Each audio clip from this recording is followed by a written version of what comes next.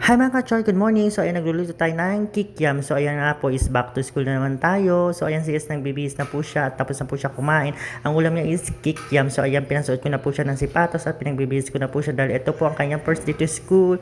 Since sinusutan ko na po siya ng medyas at inaasikaso po siya dyan. O diba, mother of Earth. So ayan, binilang ko na rin po siya ng sipatos. So ayan, wala pa po siya dyan uniform dahil first day of school pa lang po niya at okay lang naman po siya at wala pa po siyang uniform o diba. So ayan, nag-ayos na po siya si Ace at nasikaso ko siya na at nanayos ko yung tali ng kanyang pantalon. So ayan, lumaki na po talaga siya at hindi na magkasya yung kanyang pantalon. So ayun, nasikaso na natin siya, inaayos na natin siya para sakto lang dahil ang laki na ng tiyan niya o diba. Tingnan mo mga katyan, laki na ng tiyan niya o diba. Dahil po yan sa vitamins. So ayan na po, nandiyan na po kami sa labas ng bahay. So excited na po siya pumasok. Ayun o, nagmamadali na. So nandiyan pa po kami sa aming iskinda. Papasok na po kami sa school kay Is. Ako rin papasok o diba. So ayan, nandiyan na po kami sa kalsada. Hi daw si Is. So ayan, papunta po kami dyan sa taas at nilalakad lang po namin. Pwede naman po siya lakarin at pwede po siyang sumakay. So ayan, for exercise nga po, lakad dito, lakad doon. At nandiyan na po kami yan sa Santa Lucia, Palengke. So malapit lang naman po ang school ni Is dyan mga ka-church. So ayan, charan, ang bilis namin maglakad o diba. So ayan, malapit na talaga. It's sa first day of school ni Is. So excited na po siya pumasok dyan sa school o diba mga ka-choy.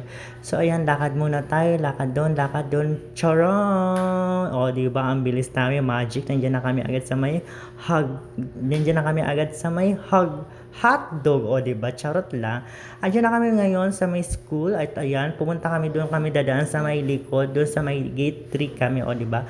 So ayan, nandiyan na nga po kami at ayan, hihatid ko na po siya sa kanyang room. Ayan yung mga mami o diba, hinatid na kayo ng mga chikiting, ng mga kukulet o diba. May mga umiiyak pa po dyan, yung iba is nakita namin is umiiyak dahil first year of school nila at hinahatid pa sila ng kanilang mami. So diba. So mga ka-choy, nandiyan na po kami sa school ng Santa Lucia San Gabriel Elementary School. So ayan, ang mga mothers mag-waiting lang po muna kami dyan sa area na yan. At ayan says, hi daw siya o diba. First time na excited yarn. O diba mga ka-choy, ayan, nandiyan na nga po tayo. Mother of the day po tayo ngayon. So ayan na si Is. Ano masasabi mo Is at mag-school ka na? Ha? Salamat po kay Mama Tida dahil nag-school po na maayos. So ayan, nandito ngayon tayo sa school na Ace. Ayan, San Gabriel Elementary School. At ayun yung mga mommies. Ayan si Ace. So Ace, nameplate na si Ace. Pangalan mo Ace?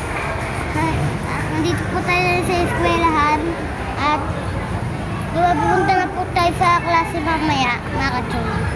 Ayun si Ace, mga ka-choy. Ay, mga ka-choy. Nandito po na. Ma! Nandito kami sa school.